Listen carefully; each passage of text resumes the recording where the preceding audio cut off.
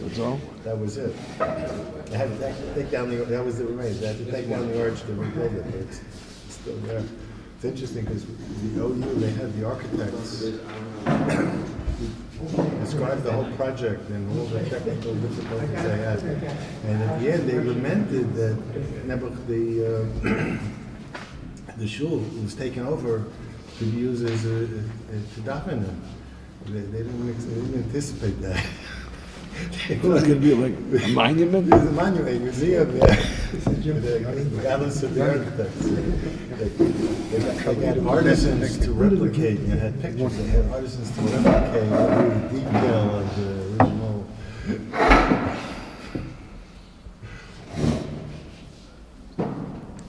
It was comical, but they were serious. It is kind of, that's very comical. So this, it's about control. It's a very, very important episode. How long ago did this come out? It was 2003. Huh? 2003. A little back. 2003. It's an extra copy. Thank you. When you remember?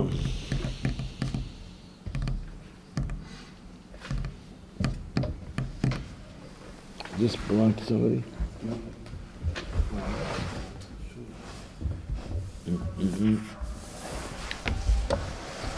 Many years ago, I was.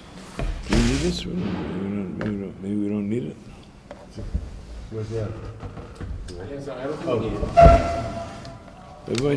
Why don't you move closer? Huh? Yeah, but I don't know if we need it. If you move closer, then maybe we don't need the microphone. Yeah, no, I'm fine. I can hear you, so Yeah? without it. Okay. So, I'm catching up to you. so there was a,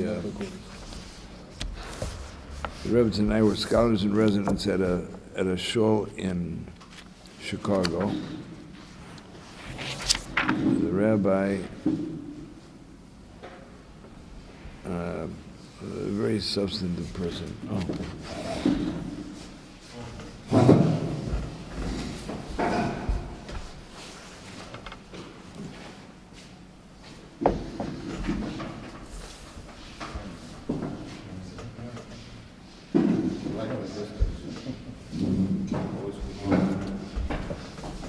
Doesn't make you less afraid. What? Doesn't make you less afraid.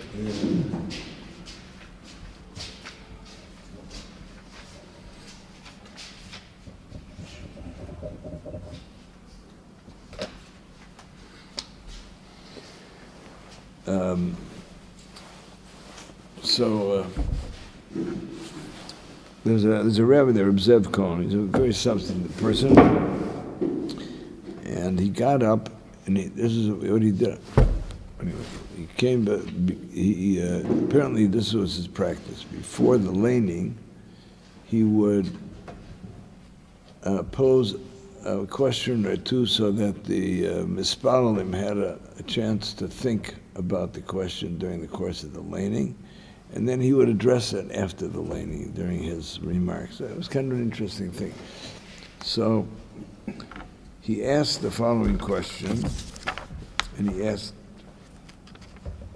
that people consider what this during the laning, that in this week's Sedra, that we find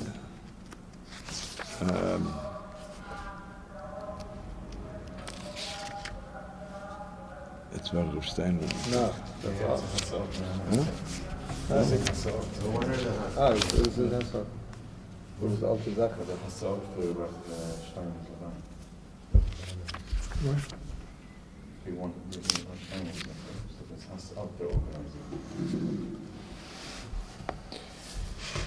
So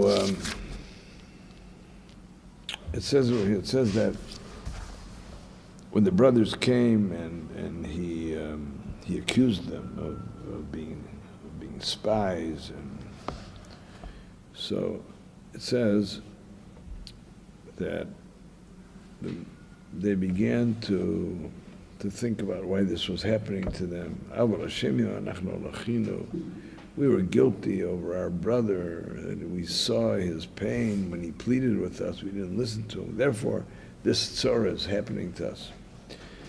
And Reuven says to them, didn't I tell you that you shouldn't do anything against the lad, and you didn't listen to me, and now his blood is we are being held accountable for it. And they didn't know that Yosef was understood, because there was an interpreter between them. So it says, he turned away from them and he wept. And he came back to them, he spoke to them, and he took Shimon and tied him up, shackled him. Later, when Binyamin comes, so it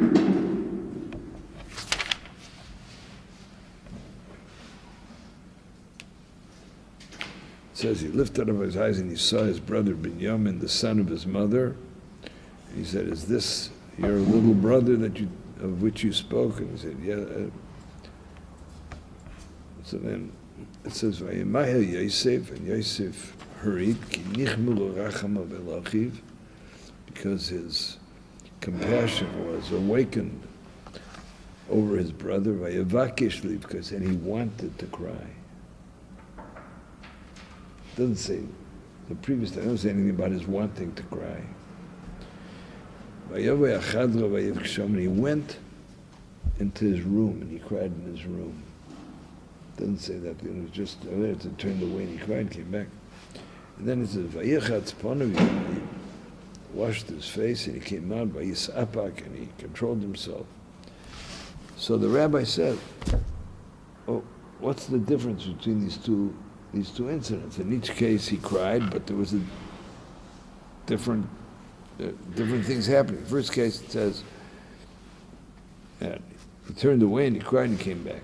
That's it. It's kind of very short. And here, he wanted to cry, and he went into a room, and he cried there, and then he washed his face, and he came out. So that was his question.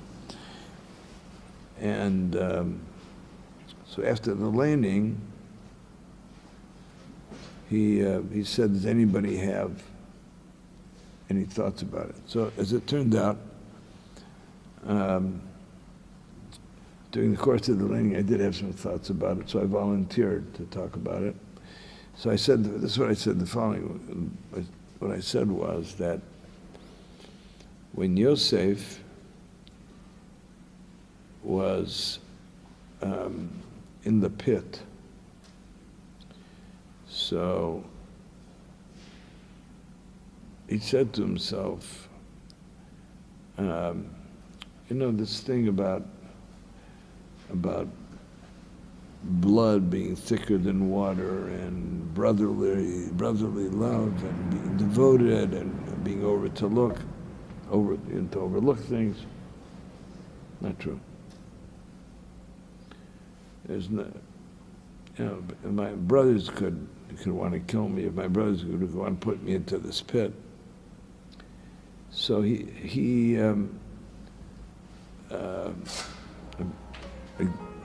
again, mindful of the fact that we're talking about people who are way beyond us, but at least to the extent that we might have some identified within our own idiom. So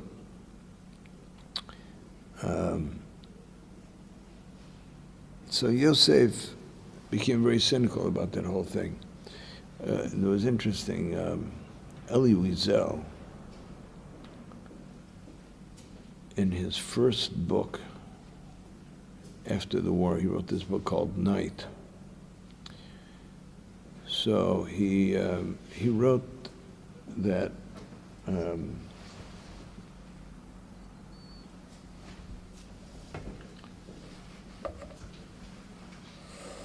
He wrote that. Thank you, Chaim.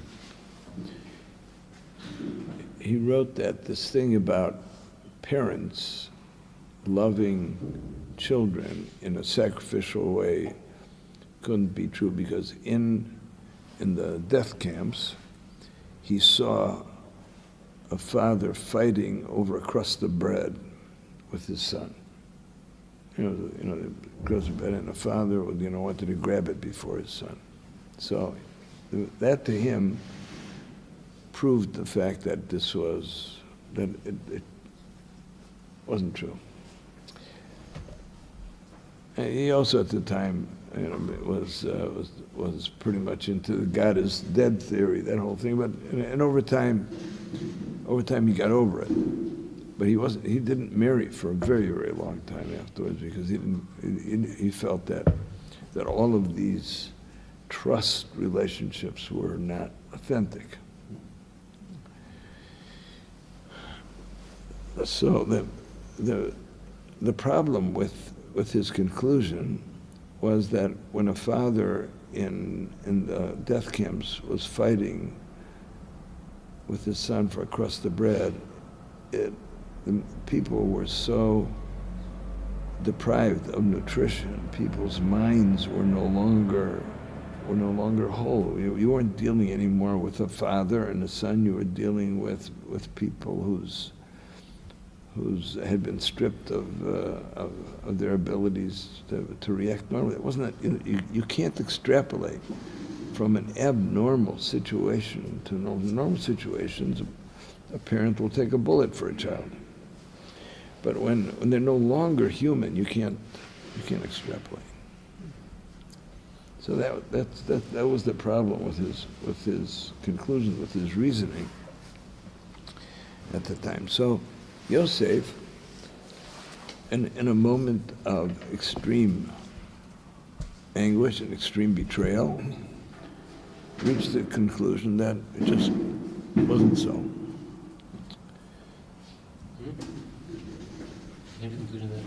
That it just wasn't so. He became cynical about the whole thing about that fact that brothers could in fact really be that the love of a brother would be so strong that it could tolerate all kinds of abuse. So it comes along now his brothers, and he's testing them to see whether or not his conclusions are real. And his brothers so far, they're gonna go to war. They're gonna take on Mitzrayim. Then he sees Binyamin, and he asks Binyamin. Rashi quotes over here that he asked Binyamin, "Yesh lecha ach me'im? Do you have a brother from your mother?" So he said, "I had a brother, but I don't know where he is." So he said to him, "Do you have children?" He said to him, "Yes, I have 10. So he said, "What are their names?" So he says, "Bel, Vavecha, Achi, B'Reish," their names. So he said to him, "What kind of names are those?" So he said, "They're all about my brother and the tzuras that he's going through. Bella is Shenivla Beina Umes. I called one child Bella because Bella means swallowed. And Yosef was swallowed amongst the nations. Becher, he was a bchor to my mother. Ashbel, Sheshovei Kel, Hashem took him prisoner. Gera, Shenizgai Vechsanya, he's a stranger, he's wandering around. Namon, Shayanoim Biesi, noun comes from pleasantness. Echi v'Reish, Achi Haya, Reishi Haya is my brother, he was my head. Anyway, these are all of these names. So it says, Miyad nichmeru rachmo. So I suggested that this was, there are times when, when we're saddened, that we see, we learn of a tragedy, so it brings us to tears. And And that's a normal reaction when we're confronted by situations that are very painful, and we empathize with them. But there are times when sometimes that it could be true of people who do tshuva. You know, there's a moment when they have this epiphany about how, you know, how errant they've been, how profoundly misled they were, and how, you know, that it's a moment of such sorrow where it's not just a reaction to pain, but it's something that goes very deep inside of oneself, and there's this very profound recognition about the fact that you've been in a very, very bad place, and that you need to, you got to restructure your whole world. You got to restructure, because you've been you've been living in a terrible misconception, and now you realize, you know, all the mistakes that you've made and all that. So Yosef sees the brothers in pain, and they say, you know, we're guilty, we should have listened to him. He sees them regretting what they did and what they did to their father. So it's painful to him. So he cries. But it's a kind of a crying that a person cries when he sees people in pain. So he turned away from them, he cried, came back. This thing, when his brother tells him about all the names he gave to his children, and he realizes that his brother gave these names to his children so that every time he called one of his children by name, that he would be connected to his brother and his brother's pain. Eichi, come in for supper.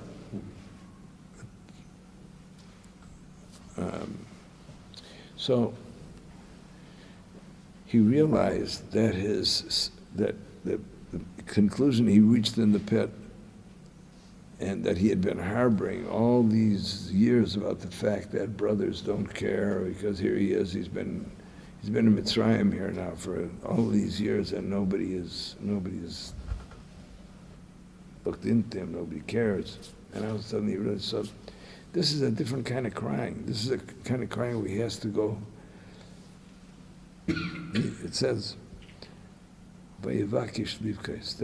This he knew he had to cry. This was not just a reflexive reaction of you see somebody in pain, you start to cry. This was something that he knew he had to go inside and wash out all of the bitterness. This was all of the frustration, all of the resentment. This was something where he had to, because he knew that he had to. This was now a deliberate thing. I've got to go someplace where I can cry this thing out. It was kind of a cathartic thing. So vayevakesh livkos. This wasn't just kind of reflective pain. He went into a room, but chadra kind of means going inside. He went inside and he wept. He wept for what was going on inside. Vayechatz panav. Panav also means, the word panim, which means face, comes from the fact that the face is the screen of what goes on the inside. So the reason that you call ponim is because the ponim tells you what's panim, what's on the inside. So if a person really feels happy, you can see it on his face. If a person that feels sad, you can tell he wears it on his face. So ponim comes from panim. So by vayechatz panav, he had to wash off his whole. He had to wash off his inside, because he had to get rid of all of that schmutz. And then, then he was able to take control of himself. But this was This was a completely different kind of a crying. It was for him. It was like, having to completely redo his view of relationships. Anyway, so the interesting that happened is that his congregants, the Rabbi Cohen's congregants, accused us of collusion. That he had asked the question so that it would look like I came up with the answer.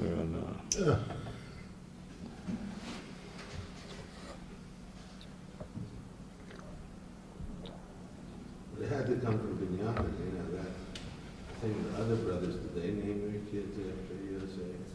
I'm just saying, there's something missing. Well, he didn't know Yosef. It's easy for him. No, he knew Yosef. The thing is that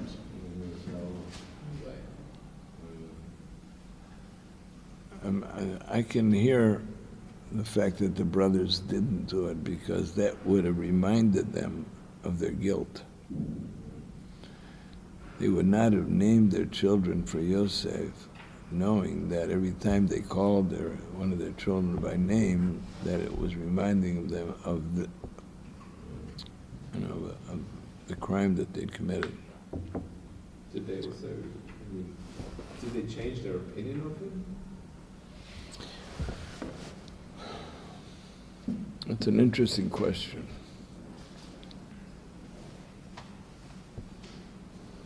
When? At the time or after the Gilui?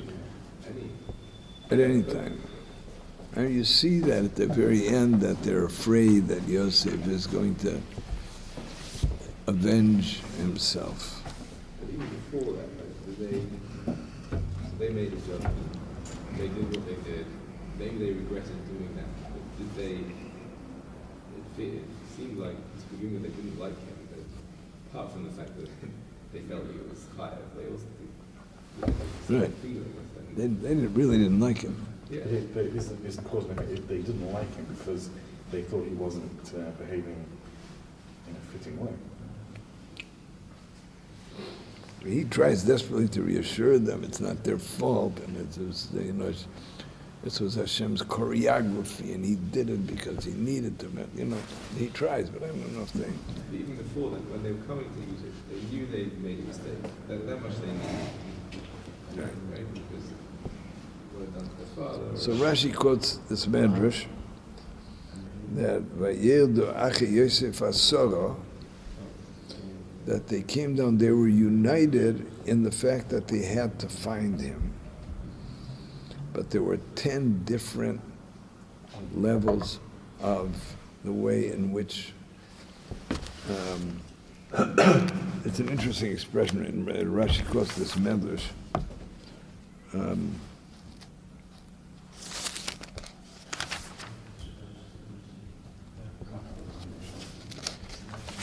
That they were not alike in their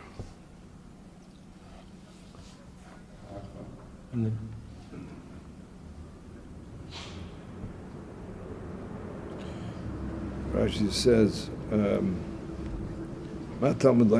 the word asara, it's already written. So we know if Binyamin didn't come down, so we can do the mathematics ourselves. And there were 12, and Binyamin didn't go, so they were 10. In terms of their brotherliness, they were divided.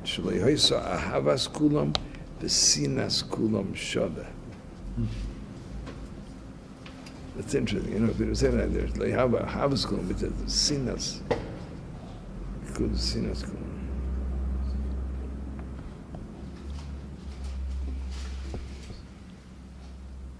You can have both. You can have Ava and Sin. Yeah, the impression is that some liked him, some liked him a little more, a little less, but there were some that continued to harbor resentment against him. would have thought you can clearly have Ava and Sinner At the same time. Balatanya says We all that. have that. Huh? Balatanya, not Gemara. Yeah? No, that's different. Not hate relationships. not Then that. you can have both. Hmm? That person's gonna have love and hate at the same time. You have reasons why you're extremely grateful, extremely loving, and reasons why It's not a steer. I think all of us have them. It's Yeah, almost but there's- impossible to escape. So, I mean, we're talking about emotions, yeah, the absolute extremes. I mean, hate to the point where you'll kill. It's pretty deep hate. Yeah, but the question is, right now, at this point, they were probably no longer in the place where they had that level of hatred, but nonetheless, Right. what Ellie's suggesting here, or Rav Yitzchak, is that really the Hava and the Sinner were it's present by both in a kind of different proportion. They had both. They had mixed emotions. The Abba being the brother Abba, but still his brother. The Sina is everything now. Abba, the brother. It's a strong term. Look at when Yaakov and Esav get together. Right. Esav Achi, and yet he, according to the Medrash, Yeah, some said he he bit him. cried, he loved. In that moment, he was between Yaakov and Esav. So, you It can says have both. La'es, Nechmu Rachamav. Huh? Hello, Esav, son of Yaakov. Yeah, in that moment. Yeah. So, Can Sina also mean like apathy instead of actual hatred? I don't think so. Sinner is a strong term. I don't think it's. What's the Hebrew word for apathy? Huh? They say apatia. No, there is a word for it. What's another word for thesaurus?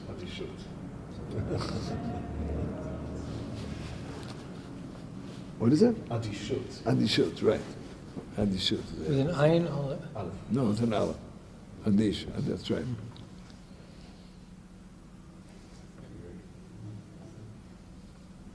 So I don't, yeah, I don't know if is that a classic Hebrew word, do you know? It's not very much found. It's not very much found. So it's quite rare. it's not in common use. Do a search. Keep on, Apatia, Adishut, Shivyon Nefesh.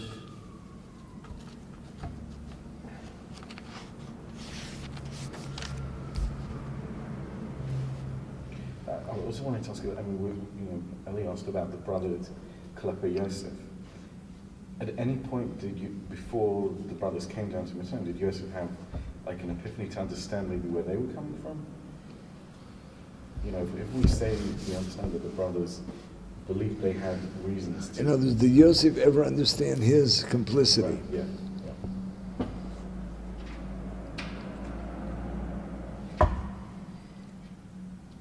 It's not clear.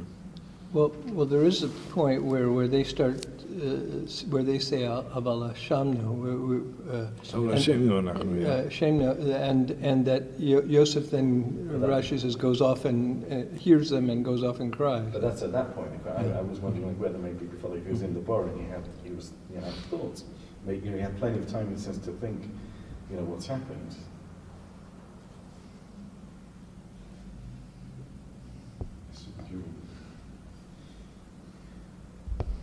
They asked the question by the Asara Haluge Malchus. So the Kabbalim say that sort of Malchus were Gilgulim of the Shvatim. So the question is, why 10? yeah. Well, so Binyamin wasn't involved, so why does he need a kapara? He wasn't involved in the sale. And Reuven wasn't involved in the sale because he wasn't there. And Yosef was the... So they say that Yosef, because of his complicity, he also needed to be amongst the Asuri Malchus because he contributed to it. And you say with the Dibatam Ra that he brought? What? With, Right, yeah. right.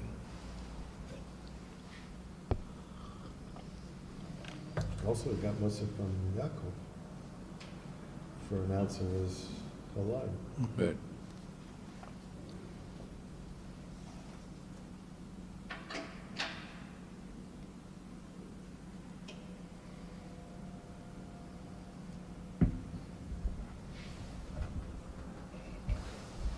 He wasn't lo yachol listapek. Later on, Hmm? in Parshas Vayigash. So he was supposed to mitapek, and he didn't. What was going on there?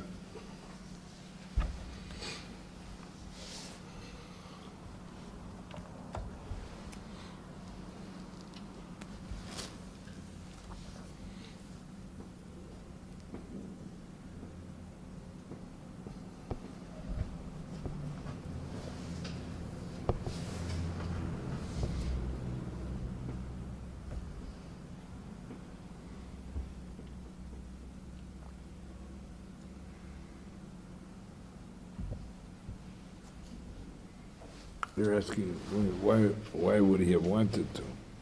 Well, it's much more, I think, as I'll say that had he, the whole hemshech of the machlokes was never really resolved, because he was supposed to continue with this Right, choreography. right.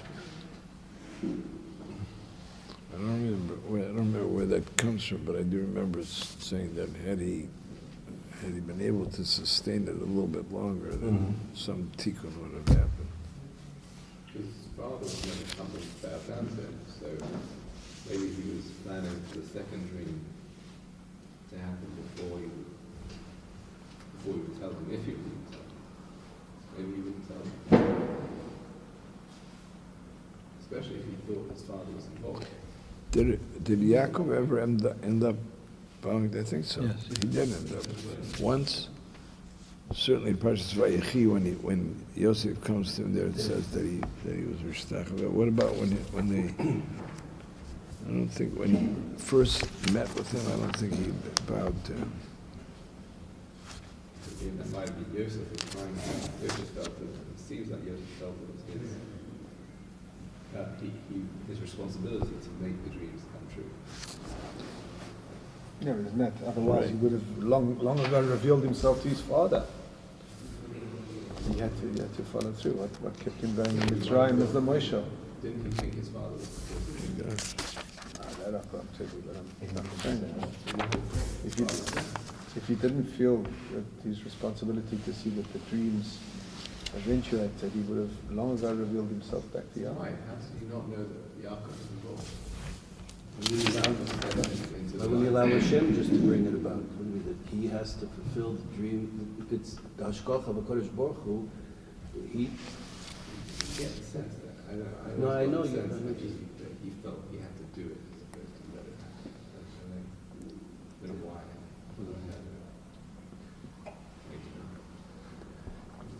You know, it's interesting, we usually say the Shekhinah doesn't rest unless somebody is besimcha. So they say you be besimcha because you know whatever's happening is coming from Hashem. So certainly Yosef at Tzaddik knew that. So it almost is different than what you're saying, that he had resentment and bitterness towards the brother. You think like, no, everything's according to the plan, so why does he have to have any psychological deep feelings? And it's all a There's two things over here. One question is to be resentful against the hashgacha. There's no reason to believe that he was resentful against the hashgacha. And what I was proposing over there was that he was cynical about this concept of brotherly love. To believe that there's something about the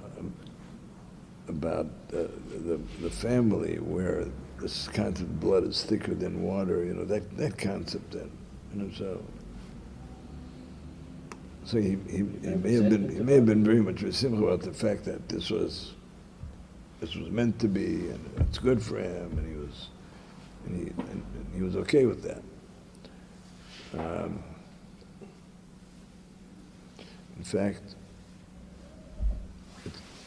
by the Levaya of Yaakov. So it says that the brothers, after when they came back from the funeral, that the brothers then sent a shliach to him, don't be angry. So the Medrash says, like, why would they have? So they say because on the way back from the Levaya, that he stopped at the bore that they threw him into. Doesn't say what he did there. So some say that he went there to make a bracha of Asli Nes B'Mokim Hazeh. But they tried there. So I once suggested that, in line with this concept, that Yosef, Yisron HaOr Min HaChoshech, that the light that comes out of darkness is much greater than conventional light. In other words, the ordinary thing, understanding of Yisron HaChoshech, you appreciate light when you've been in darkness, right? So if you're sitting in the darkness, somebody turns on the light, you can appreciate the light because you've just been in the dark. So many of the Chassidish films say that Yisron HaChoshech is when you take darkness and transform it into light. So if a person, for example, has a very bad midah, and he's able to take that midah and use it for kedusha, that transformation is much greater than a person who has that midah naturally. So a person who's naturally he's good-hearted, he's gentle.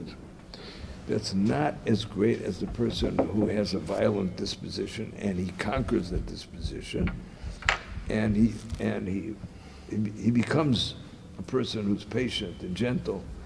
That's a far greater achievement. So Yisrael Ha'oyer is when it comes min ha'chesed. It comes out of that when a person transforms darkness. It's Chanukah. Huh? It's Chanukah. Hanukkah. So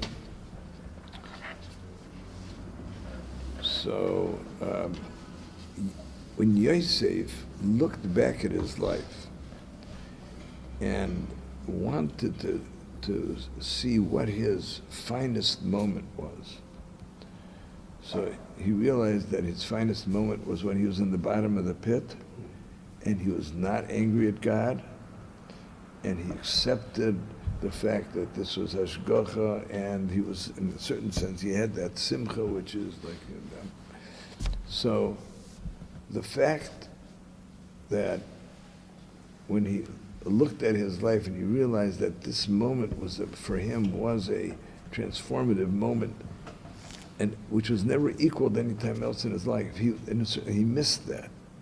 So on the way back, he went back to the pit to see how he could somehow reclaim that moment. I did. I also said a second shot, which is also true. The second shot is that people who are betrayed, even if they get over it, but there's something that's still there. There are scars. And Yosef desperately wanted to get past that scar. So when he went back to the pit, he went back to see if he was still there. So you call that scar halicha? Terrible. That's PTSD. What? PTSD. Yeah. There's a level at which you can reason, a person has been traumatized. You can talk to him on a cognitive level, and he understands that he's not in danger anymore, but he has this irrational residual reaction. Yeah. And they say that it was because it's coming from the amygdala. It's not coming from the... From the way? It's a more primitive part of the brain. The amygdala. Stem. It's a brain stem. It's more of a... So when PTSD... Everybody know what PTSD is? So it basically is... it's something that lingers after a person has been terrified. Okay, and, It's like a and scar. it reaches down at a very, very primitive level, and you can't de-ochre it with conventional reasoning. Because EMDR is a technique they used to get to. Right. But, so it's a different level of, it's like rationally I understand I shouldn't resent somebody, but I've been so wounded, I can't get over it. Right, so this was, I was suggesting that he went back to see if part of him was still in the bar. What? Is that connected to Nachash HaKamot?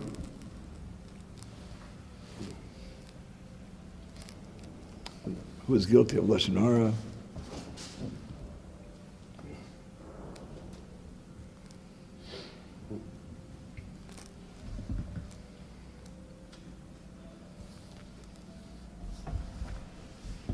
There's lots of good psychology in Chumash.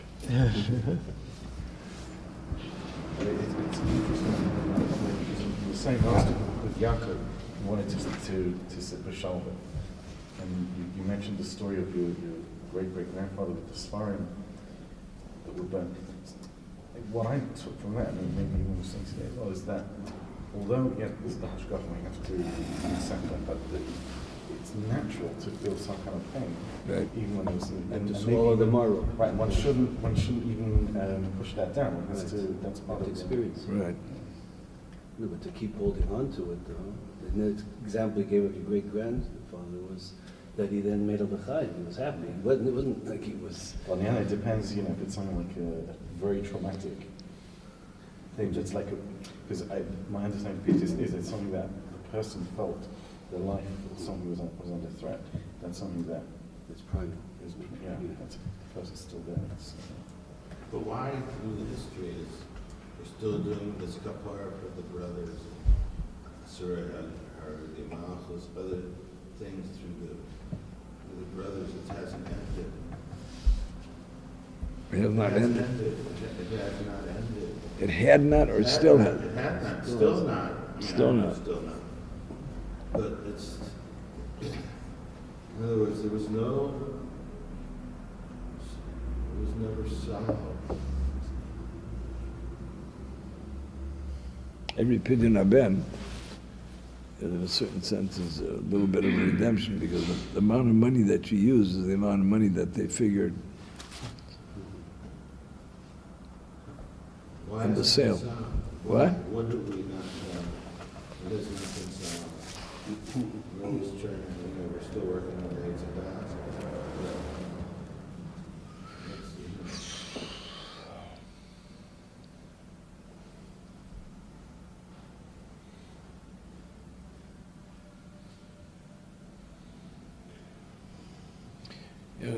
It's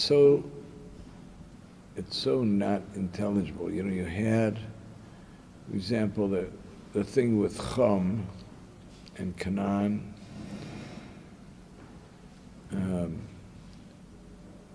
Noach wants to have another child, and they say to themselves, Adam had 2 children, and they couldn't get along because they were each, wanted to kind of own the world. And Cain was jealous of Hevel because he had an extra wife, and so it goes back kind of the beginning of time, which is, and if you kind of like look at this from a kind of a very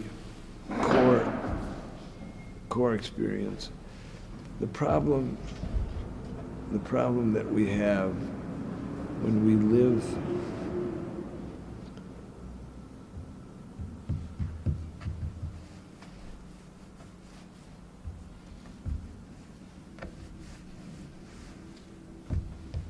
I once did this experiment with a group. It came from an essay by Eric Fromm. Eric Fromm I think I mentioned this already once. Eric Fromm describes an experiment that he did with people where he asked them to describe themselves. So the idea was he would say to them, okay, you're going to be in a situation where you have to work with a committee of people, nobody knows each other, and you have a very brief time in which to introduce yourself. Write a paragraph about what you would say to introduce yourself to this group of people that you're going to be working with. So he said that what they did was they all described themselves in a way which was, you might describe a car or a vacuum cleaner. They Functional. huh? Functional. Functionally. Yeah, they're not. I'm not even that. No, they've said, I'm 35 years old. I'm an attorney, and I'm married. I have 3 children. I live in the suburbs, and whatever. And I drive an Oldsmobile. So he says, you know nothing about the person. They just describe themselves. You might die. This car has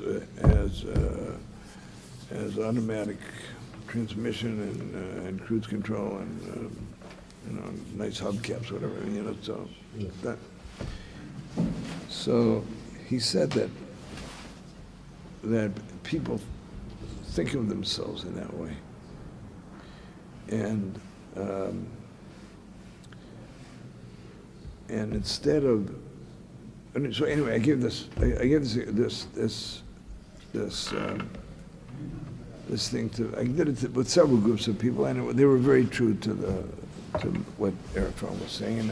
So they said to me, "So how then do you do it?" I said to them, "Well, you say to people, this is what I believe in. These are my values. This is the way I function. These are the premises which make up the essence of what I'm all about." You have to tell people that if you want them to know what to expect from them when you're working with them, so tell them something real about yourself, the way you do,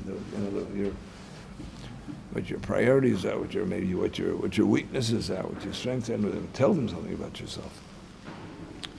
So I said to this group, the reason I'm giving you this experiment is because when we define ourselves in a static way, then one of the things that we may not be including in our description is I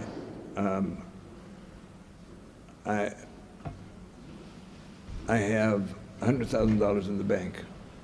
I have this is my stock portfolio, because that's kind of the way in which we've allowed ourselves to value ourselves in the way the street values us. So what happens is that when you're asked to give your money or your time, so it feels like an amputation, because you're giving from your self-definition. My self-definition is I have $100,000 in the bank. If I give you $10,000, then myself is diminished. So, on the other hand, if you define yourself dynamically, and part of the way your belief system is that giving is fulfilling, then when you give, you're going to feel alive. So the Torah, when the Torah talks about tzedakah, it says,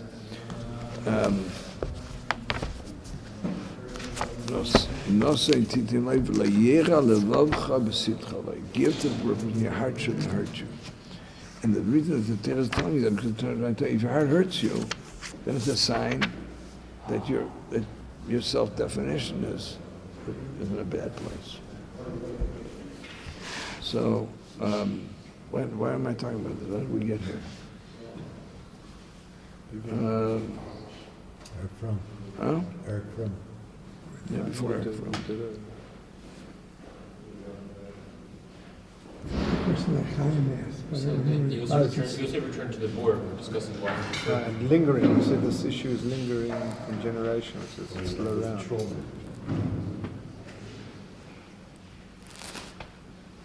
Old age thing, senior moment. Great response to senior moment. Scars. Huh? Scars. Scars. what we needed to hear. Huh? It's just what we needed to hear. Thank you. I don't know where I got here, but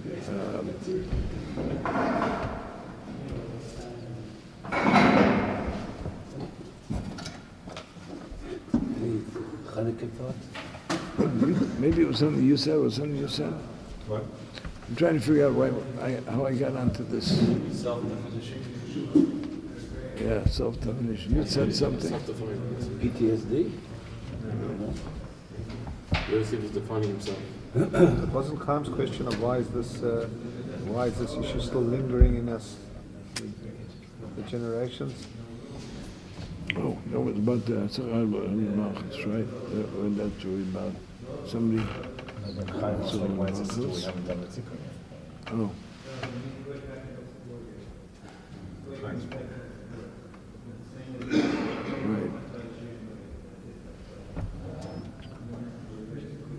Right, so I was talking about Cain and Abel, about this whole thing with, right, so that's where I was going.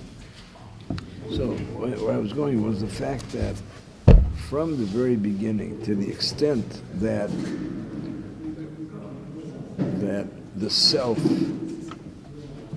is focused on taking. It's not a dynamic definition. It's a static definition. So you have Cain and Abel, they're two brothers, and they're the only two people in the whole world that got the whole world. But Cain sees Abel as taking something away from him. It's not all he is. In order for him to feel like he's whole, he has to have everything. It's about having, not.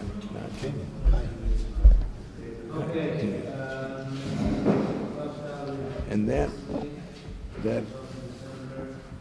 goes through the generations, and it goes into the Shvatim, and it's, even though the Shvatim have the kapara, but it lingers in mankind, and we all suffer from some way or another. Had Yosef continued, then that would be the thing that was like. What? Had Yosef been able to hold So back, maybe that that would have. So what are we calling this?